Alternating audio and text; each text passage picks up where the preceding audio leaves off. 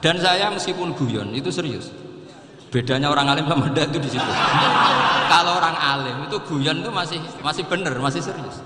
Coba saya bacakan ayatnya. Ala inna auliya Allahi la khaufun alaihim wa lahum yahzanun. Terus lahumul busyra fil hayatid dunya fil akhirah. Artinya kalau mungkar nangkir dengan penampilan garang gitu, berarti ada ketakutan apa enggak? Ada. Padahal ciri utama walinya Allah tidak ada ketakutan. Makanya itu termasuk dalilnya Sayyid Muhammad. Tidak semua orang alami seperti itu, karena wali-wali itu la khaufun alaihim wa lahum yahzanun. Wah anak kiai ketemu karena kerja buat tidur bedek. Iku dresege ora kok pertanyaan itu. Konan santri piye? Lho isen wis kiai dihanjuti mau karena kerja. Malu gak kira-kira? Mesti pelengani konan santri piye? Nak jawabannya gampang karena pernah ngajar tauhid. Makanya Sayyidina Ali ini cerita ini ada di kitab Nurul Dholam, sama lihat di kitab Nurul Dholam karangannya Syekh Nawawi Banten. Itu Sayyidina Ali itu ya, andekan orang biasa mungkin ya agak-agak hasut, tapi ini wali gak boleh kamu katakan hasut. Dia itu mangkal sama Umar. Orang kok setiap orang pernah dibentak, apa dia berani bentakmu karena gitu? Penasaran dia. Bagaimana kerengnya Umar itu berlanjut enggak gitu kira-kira. Akhirnya minta, ya Allah saya minta kasyaf. Ya karena yang minta Sayyidina Ali karena mau wajah dituruti sama kasyaf. Dilihat Sayyidina Umar pas meninggal itu. Jadi hasud itu ya kadang penting asal baik. Loh betul, bahasa Kanjeng Nabi kadang la hasada illa fusnaten. Itu Nabi bahasakan ya hasad. Gus Firson saja yang nafsirkan ghobtoh itu kan gaya-gayanan sebagai ulama. Aslinya Nabi ngendikan itu la hasada illa fusnaten. Ulama yang ganti itu namanya ghobtoh. Wong Nabi sendiri nyebut hasad, kok kamu tafsiri ghobtoh.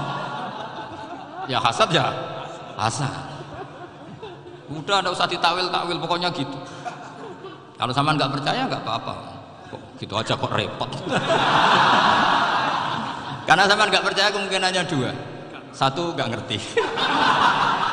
Dua sama-sama alim. Kan dari awal kalau sama-sama alim kan laisa li alimin ayuqallida aliman akhor. Kita nggak perlu saling mengikuti. Ngapain hasud? Biasa aja. Akhirnya Sayyidina Ali kasut.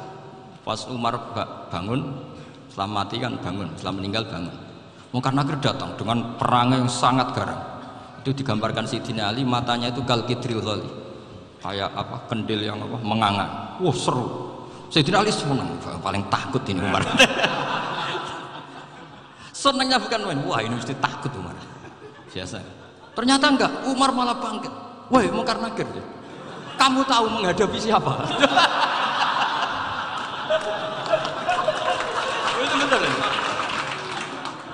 Kamu itu menghadapi temannya ahabbal khalqi ilallah. Yang diandalkan temannya bukan dia. Kamu tahu yang kamu hadapi, saya ini teman kekasihnya Allah. Jadi boleh kamu mengandalkan Mbak Virjon. Tapi nanti resikonya Mungkar Nakir ditanya, itu Virjon siapa? Wah itu masalah kan. Makanya syaratnya wali itu harus ma'rufun fis sama. Di langit sudah populer. Makanya dulu ada orang yang saking seninya Abdul Qadir ditanya apa saja jamnya Abdul Qadir Al-Jilani, itu aman karena beliau populer. Makanya program kita harus populer dulu di langit. Nah, itu nanti kalau dicatut oleh santri-santri nggak apa-apa. Kalau nggak populer nanti ditanya, itu siapa? Masalah ya. Umar itu yang dibanggakan itu, kamu tahu saya siapa? Ya enggak tahu, saya ini temannya kekasihnya Allah. Temannya Muhammad, iya Muhammad Rasul. Wah mikir, waduh repot. Loh di dunia aja gitu kan, temannya presiden, temannya panglima, apalagi ini temannya Sayyidul Awalin wal Akhirin. Di dunia aja bilang temannya presiden, menteri, orang sudah takut, apalagi ini temannya Sayyidul Awalin. Hanya Mungkar Nakir konfirmasi sama Allah, gimana ya Allah ini ngadepi. Sebetulnya diandalkan itu temannya, bukan dia. Wah, akhirnya sama Allah dibilang, ya bu, ya sama seorang seperti itu bu yang sopan. Terus semenjak itu Mungkar Nakir itu nggak selalu berpenampilan seperti itu, sangat. Jadi semoga itu konsisten sampai nanti. Jadi kamu kalau ingin nggak takut Mungkar Nakir, jadi wali dulu.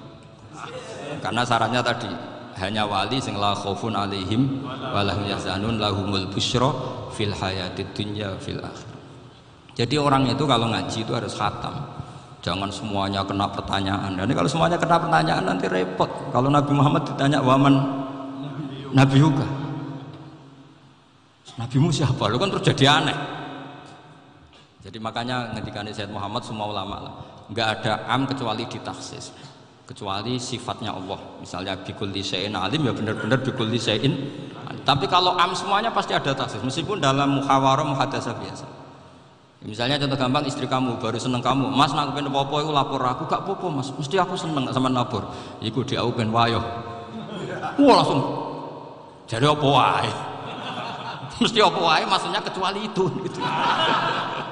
Padahal kalau ngomong ya mas, sampean ingin apa saja tak dukung. Terus sampean bilang, pengen gue iku wayo. Kira-kira disetujui apa enggak? Sama seperti kita kalau punya teman akrab, wah senang omahku gak apa-apa, anggap ya omahmu dewi, terus mlebu-mlebu kamar. Jadi tidak ada am kecuali ditaksis. Artinya kalau ada cerita bahwa orang mati pasti ngalami ditanya mungkar nangkir, itu pasti ada am yang ditaksis. Itu pasti gak dialami para anbiya, para auliya. Karena ciri utama wali itu la khaufun alaihim walahum yahzanun. Kemudian saya yang mau cerita ya, supaya sampean bisa menghadapi dunia global ini, tak bawa tafsir Munir termasuk tadi.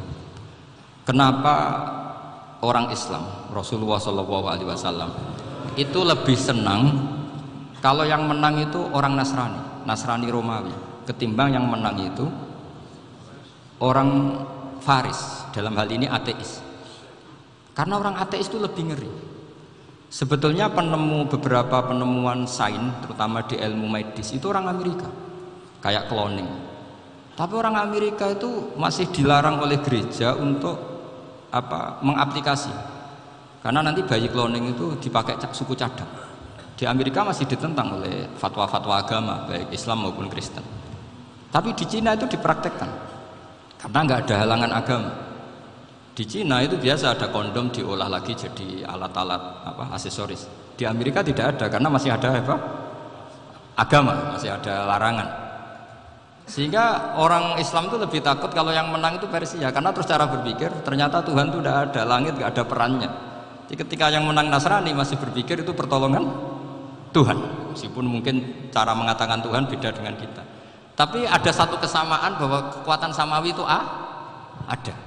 Jadi disebut ghulibatir rum fi adnal ardi wa hum min ba'di ghalabihim saghlibun. Di sini diterangkan oleh Syekh Nawawi supaya kamu tidak salah paham. Sebetulnya kamu katakan misalnya wah itu paham liberal, sebenarnya saya tidak tersiksa.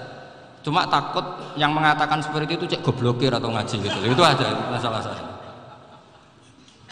Ini saya baca ini karangannya Syekh Nawawi, karena tadi kata Mbah Firjon, ngaji itu harus sama orang yang bersanad. Saya ini kalah sama beliau itu berkali-kali. Secara nasab saya harus manggil mbah. Secara silsilah ilmu saya juga kalah lagi. Saya sering disewani sama cucu-cucu Syekhona Khalil. Kiai Siddiq itu termasuk murid dekat beliau, Syekhona Khalil. Kalau itu berarti kan Gus Wirjon, Ahmad, terus Mbah Siddiq. Mbah Siddiq ngaji Syekhona Khalil. Syekhona Khalil itu pernah ngaji langsung sama Sayyid Zaini Tahlan. Berarti beliau dari Sayyid Zaini Tahlan itu baru generasi kelima. Sementara saya itu sudah ke-7 atau ke-6. Saya, Mbah Mun, Mbah Karim misalnya, Mbah Hashim, Mbah Mahfud Termas, Sayyid Abi Bakar Sato yang arangnya Anatul Tolibin, baru Sayyid Zaini Tahlan. Berarti saya ke-7, kalah lagi. Tapi untuk jadi wali biasanya cepat saya. Karena syaratnya jadi mbah itu ngalah demi putu. Jadi kalau beliau ngotot, saya dulu Gusti, saya mbahnya, wah itu mbah yang nggak baik. Pasti jatahnya dikasihkan apa? Cucunya dulu.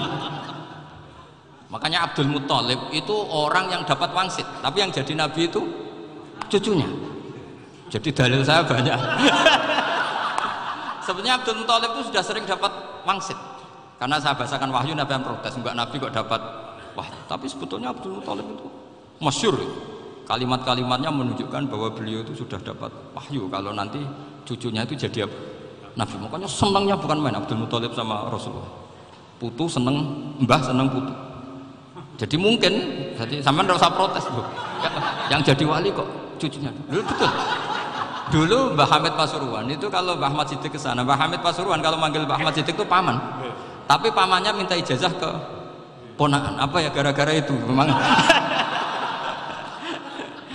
Kalau itu masih berlaku apa? Ngalah tadi. Kayaknya masih apa? Hawane masih. Karena melihat tren-tren langit masih gitu kayaknya masih. Masih itu. Ya, tapi mbahnya tetap dapat jatah, tenang saja nanti. Tapi memang sebaiknya mbah itu lego.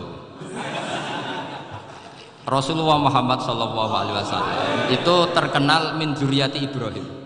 Tapi kata Rasulullah, ana dakwatu Ibrahim wa bisyaratu Isa. Aku nganti ngene iki barokah dongane Nabi siapa?